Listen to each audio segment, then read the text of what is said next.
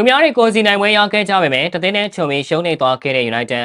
အားလုံးပဲမင်္ဂလာပါ MT Daily Sport Page ကနေပြန်လည်ကြိုလိုက်ပါရစေ။ Manchester United အသင်းကတော့သူများထက်တူပြီးနှစ်ဖူးဟိုဟာတက်ပေါက်နေတယ်ဆိုလို့ပြီးခဲ့တဲ့ညကစားခဲ့တဲ့ Premier League ပွဲစဉ်မှာကလပ်အသင်းကြီးတွေကိုစီအနိုင်ရသွားခဲ့ကြပေမဲ့သူကတော့သူများထက်ချုံပြီးရှုံးပွဲကြုံတွေ့သွားခဲ့ကြပါတယ်။ United အသင်းအောင်မပေးစရာရဲ့အဆင့်19နေရာမှာရပ်တည်နေတဲ့ဦးအသင်းနဲ့ရင်ဆိုင်သွားခဲ့ရတာဖြစ်ပြီးပွဲမဲ့ကစားခင်အချိန်ထိနှစ်သင်းစလုံးဟာတန်းဆင်းရမယ့်အနေကနေလွတ်မြောက်သွားပြီဆိုပြီးတေချာပေါက်ပြောလို့မရနိုင်သေးတဲ့အခြေအနေမှာရှိနေခဲ့ကြတာဖြစ်ပါတယ်။ဒီအတွက်ကြောင့်လည်း Old Trafford မှာကစားခဲ့တဲ့ပွဲစဉ်မှာ Manchester United အသင်းရောအသင်းအတွက်ပါအရေးပါတဲ့ပွဲစဉ်တွေလို့ဖြစ်နေခဲ့တာဖြစ်ပြီးအဲ့မှာနိုင်ပွဲရလို့စိတ်ပိုပြီးပြင်းထန်ခဲ့ကြတဲ့အသင်းကပဲအနိုင်ရသွားခဲ့တယ်လို့ဆိုရမှာပါ။ United အသင်းဟာ Old Trafford မှာအသင်းကိုအခန့်ကစားခဲ့ရပေမဲ့ Chelsea, Arsenal, Liverpool အသင်းကိုတော့အဝေးကွင်းမှာပွဲစဉ်တွေအဖြစ်ရင်ဆိုင်ကစားသွားခဲ့ရတာဖြစ်ပါတယ်။ဒါပေမဲ့လည်းဝေးကွင်းမှာတွားကစားခဲ့ရတဲ့ဆိုအာကလပ်အသင်းကြီးတွေကနိုင်ပွဲရသွားခဲ့ကြပြီး United ကတော့အိမ်ကွင်းမှာရှုံးပေးသွားခဲ့ရတာဖြစ်ပါတယ်။ Manchester United အသင်းအနေနဲ့အိမ်ကွင်းမှာအသင်းကိုရှုံးပေးခဲ့ရပေမဲ့တန်းဆင်းဆောင်အနေကနေတော့လွတ်မြောက်သွားခဲ့ကြပြီဖြစ်ပြီးအဲ့လိုလွတ်မြောက်သွားစီခဲ့တာက Arsenal အသင်းရဲ့ကျေးဇူးတော်တွေကြောင့်လို့ဆိုရမှာပါ။ Arsenal အသင်းဟာ Ipswich အသင်းကိုဝေးကွင်းမှာ